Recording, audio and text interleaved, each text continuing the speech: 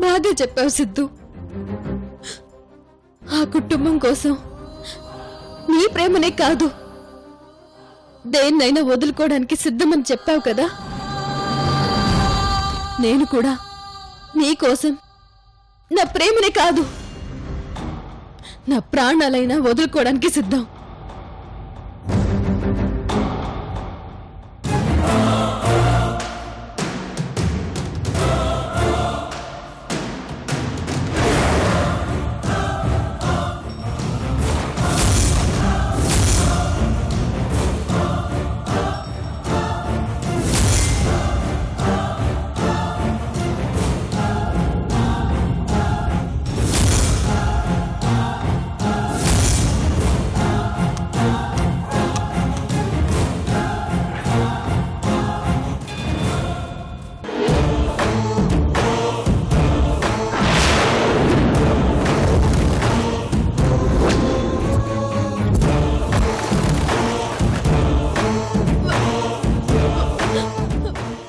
Good bye Siddhu.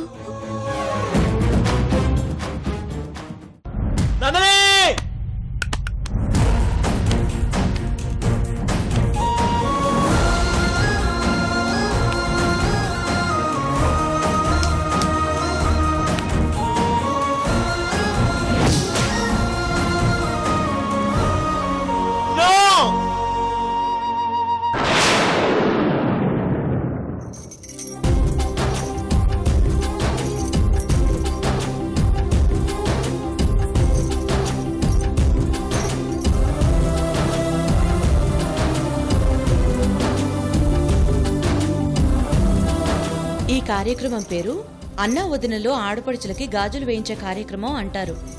శ్రీరామచంద్రుడు తన చెల్లెలు శాంతికి సీతమ్మ గారితో కలిసి గాజులు వేశారట. మన యాదగిరిగుట్ట లక్ష్మీ నరసింహస్వామి వెలవడానికి కారణమైన యాదగిరి ఎవరో కాదట, శ్రీరామచంద్రుడి సొంత మేనల్లుడు, స్వయాన చెల్లెలు కొడుకు. శ్రీరామచంద్రుడికి చెల్లెలున్న విషయం నాకిప్పుడే తెలిసింది. రామాయణంలో ఆ కథ తక్కువగా ఉంటుంది కాబట్టే చాలా మందికి తెలీదు.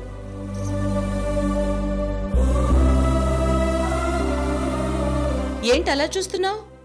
అన్నా వదినలే గాజులు వేయాలి. వినోద్, తీసుకో.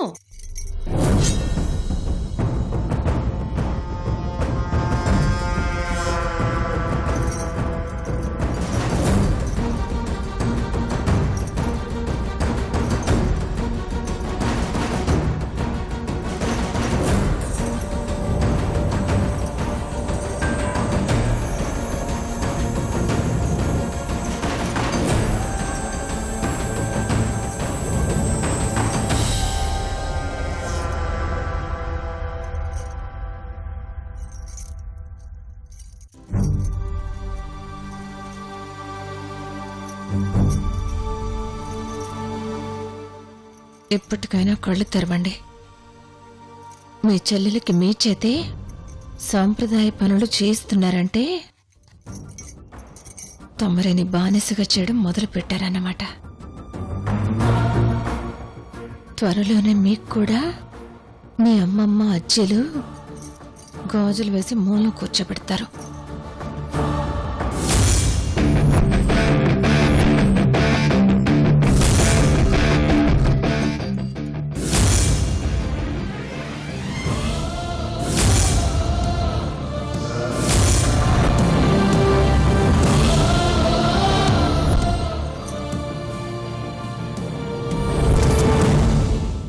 నేను భరించలేను డార్లింగ్, ఈ నిశ్చితార్థం జరగడం నేను భరించలేను. తీసేస్తాను, ఆ ముసుగు ఇప్పుడే తీసేస్తాను.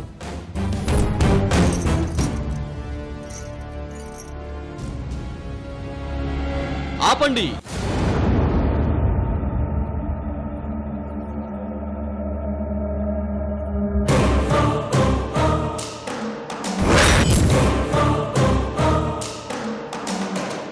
మేడం, మీరు మోసపోయారు, చాలా ఘోరంగా మోసపోయారు.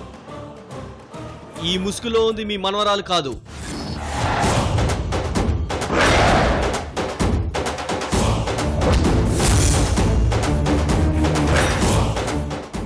లక్ష్మీ మేడం గారు ఇదంతా చేయించారు మేడం.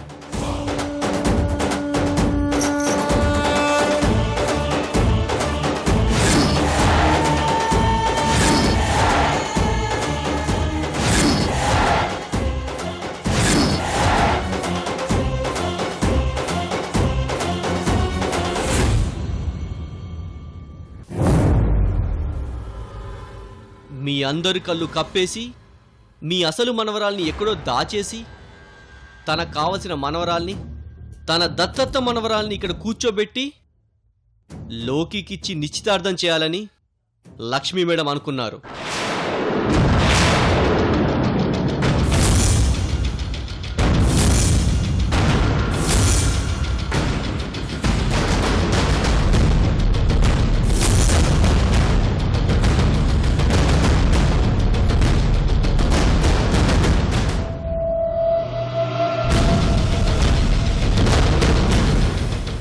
ఏంటి మేడం, నమ్మడం లేదా? నేను ఇప్పుడే ప్రూవ్ చేస్తాను.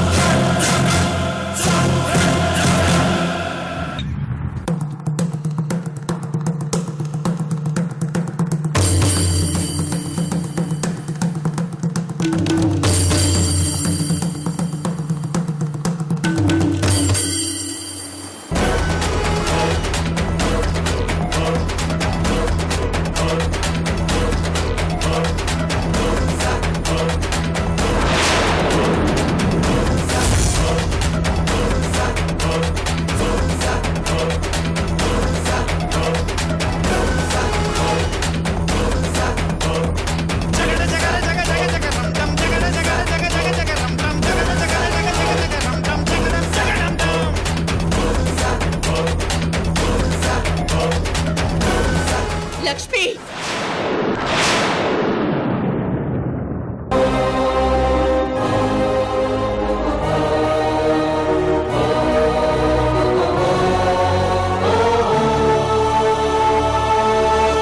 నన్నెందుకింత మోసం చేసావు లక్ష్మి?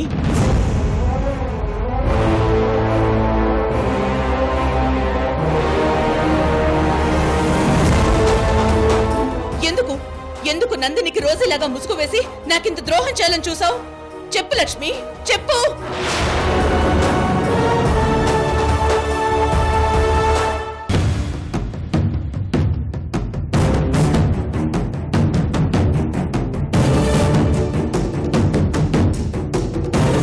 చెప్పు లక్ష్మి, నా మీద పంతం నెగ్గాలని ఇలా చేసావా? నన్ను ఘోరంగా ఓడించి శాశ్వతంగా అనాథని ఈ ఇంటి వారసురాలుగా చేద్దాం అనుకున్నావా? చెప్పు లక్ష్మి, చెప్పు.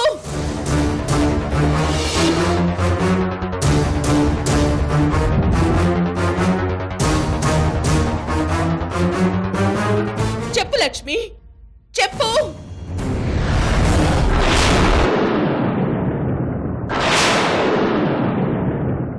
నిశ్చితార్థానికి టైం అయింది, పదమ్మా.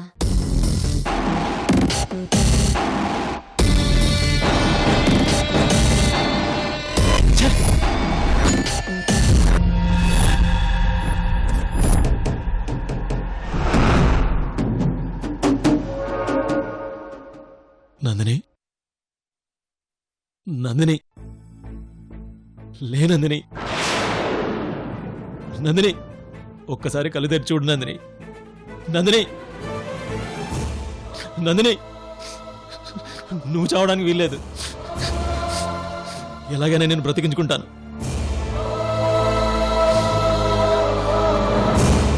తాళం, తాళం.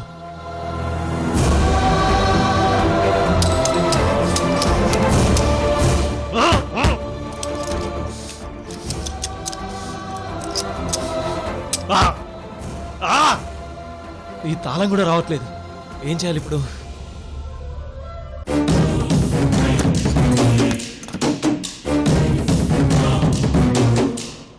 షట్, తాళం కూడా గడిపించడం లేదు.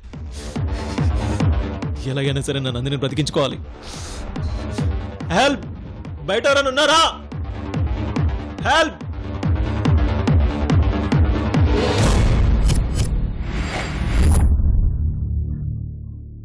నందిని, నందిని!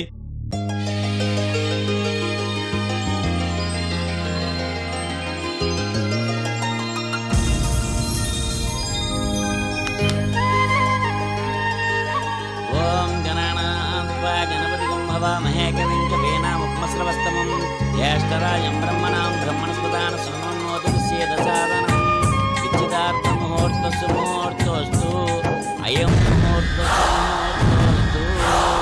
ఫలం మనోదరం యస్మాత్ తస్మాత్సమం యేసావస్యాత్మ ప్రయచ్చమే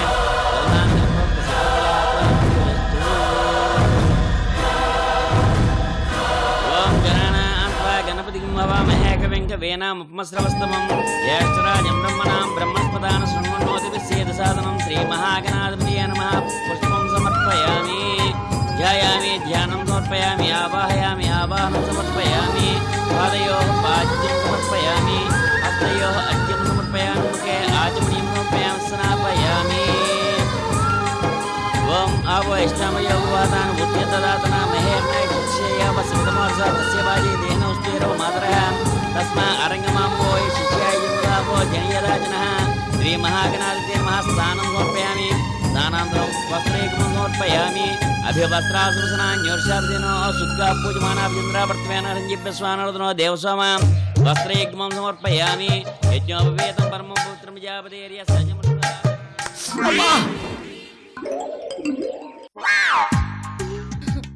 ఏమైంది లోకి? చూడు నాన్నమ్మ రోజు ఎలా గెలుతుందో.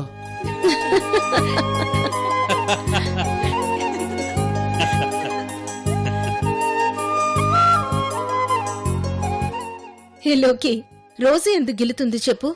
పొరపాటున చేయి తగిలుంటుందిలే. ఒకవేళ నిజంగా గిల్లితే మాత్రం నువ్వు అరవాలా? నీ పెళ్ళామేగా గిల్లింది. అయితే మాత్రం అంత గట్టిగా నా గిల్లేది.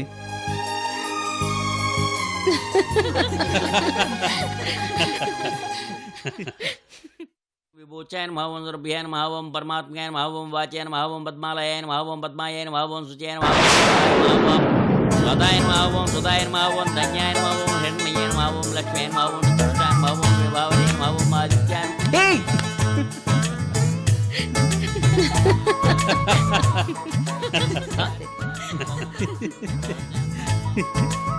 అబ్బో, దీని దగ్గర చాలా టాలెంట్ ఉంది. అమ్మా నువ్వు చాలా ఉత్సాహంగా ఉన్నావు, మంచిది. కానీ పూజ మధ్యలో అలా చేయకూడదమ్మా. పూజని పూజగానే చేయాలి. పంతులు గారు, మా రోజు కొంచెం అల్లరి పిల్లే, మీరు కానివ్వండి. కరెక్ట్ అన్నయ్యా, నేను గ్యాప్ వచ్చినప్పుడు చెప్తాను. అప్పుడు గిల్లుకోవచ్చు, కితకితలు కూడా పెట్టుకోవచ్చు. అమ్మ రోజీ, గ్యాప్ వచ్చినప్పుడు పంతులు గారు చెప్తారట. అప్పుడిక నీ ఇష్టం.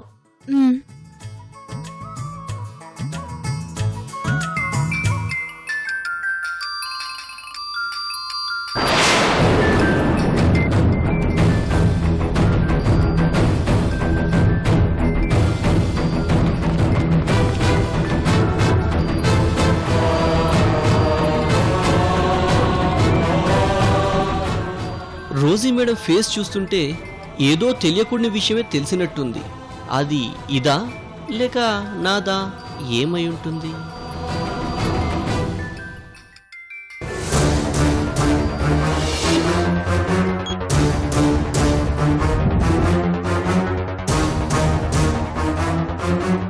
అలాగే మేడం.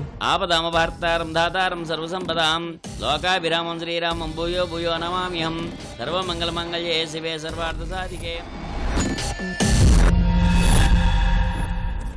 విజయ్, నువ్వు నాతో చాలాసేపటి నుంచి ఏదో చెప్పాలనుకుంటున్నావు. ఏంటది? చెప్పు. మేడం అది త్వరగా చెప్పు. అదే మేడం, మన నాకు అర్థమైందిలే నువ్వేం చెప్పాలనుకుంటున్నావు. ఆ నిజం నాకు ఇప్పుడే తెలిసింది. నువ్వు చాలాసేపటి నుంచి ఇదే విషయం నాతో చెప్పడానికి ట్రై చేస్తున్నావని నేను అర్థం చేసుకోలేకపోయాను. ఇప్పుడు ఏం చేద్దాం? అమ్మయ్యా, రోజీ మేడంకి అసలు విషయం తెలిసిపోయింది. ఇక ఈ నిశ్చితార్థాన్ని ఆపేస్తుంది. చెప్పు విజయ్, ఏం చేద్దాం? ఆ, ఆ, ఒక పని చెయ్యి. నువ్వు త్వరగా వెళ్ళి ఆయన్ని పికప్ చేసుకుని వచ్చేయ్.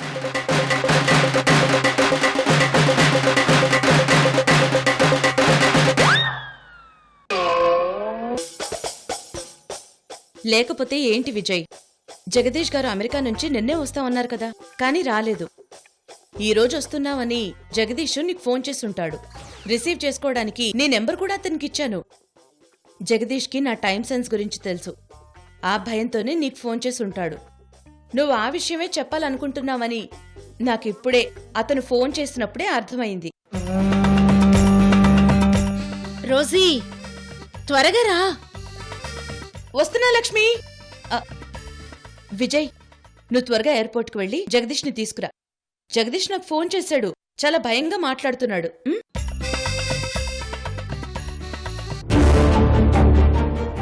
విజయ్, ఏమైంది? వెళ్ళు త్వరగా. మేడం, అది నేనే. మనం తర్వాత మాట్లాడుకుందాం. ముందు వెళ్ళతని రిసీవ్ చేసుకో. రోజీ రా. వస్తున్నా. విజయ్, జగదీష్ మనకి చాలా ముఖ్యమైన వ్యక్తి. యుఎస్ లో ఉన్న మన అన్ని కంపెనీస్లోనూ మేజర్ షేర్స్ అతనివే. చాలా జాగ్రత్తగా దగ్గరుండి తీసుకురా, ఓకేనా? అలాగే మేడం.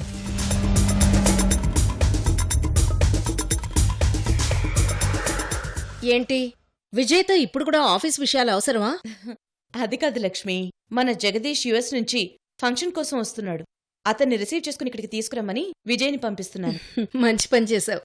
విజయ్, త్వరగా వచ్చి. Okay okay madam.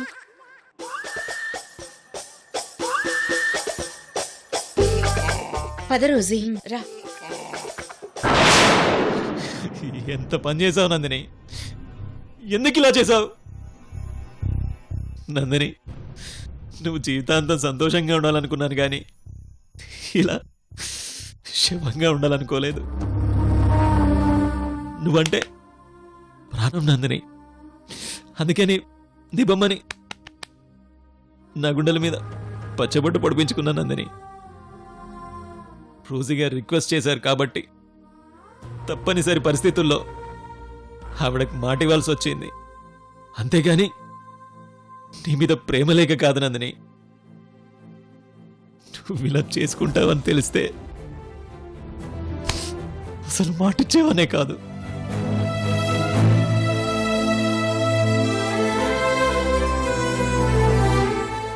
నందిని, నువ్వు లేకుండా నేను ఎలా బ్రతుకుతాననుకున్నావు? బ్రతకడంలో నీకు తోడు రాకపోయినా చావులోనైనా నీకు తోడుగా వస్తాను.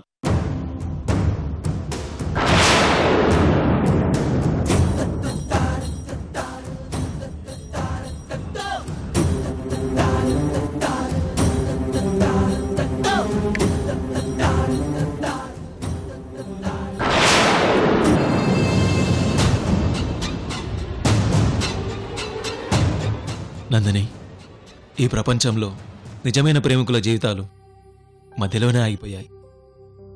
మన జీవితము కూడా అలాగే ఆగిపోతుంది. మన ప్రేమ మధ్యలో ఆగిపోయినా మనది పవిత్రమైన ప్రేమ అని అందరికీ తెలుస్తుంది. అది చాలు నందిని.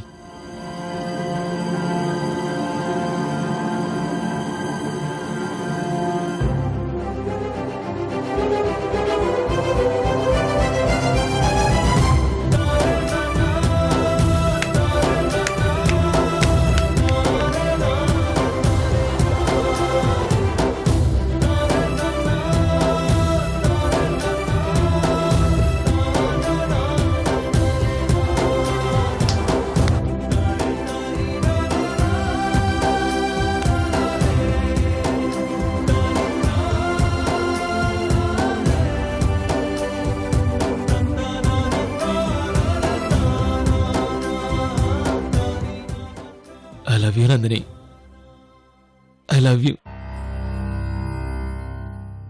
నీ దగ్గరికే వచ్చేస్తున్నా నందిని, నీ దగ్గరికి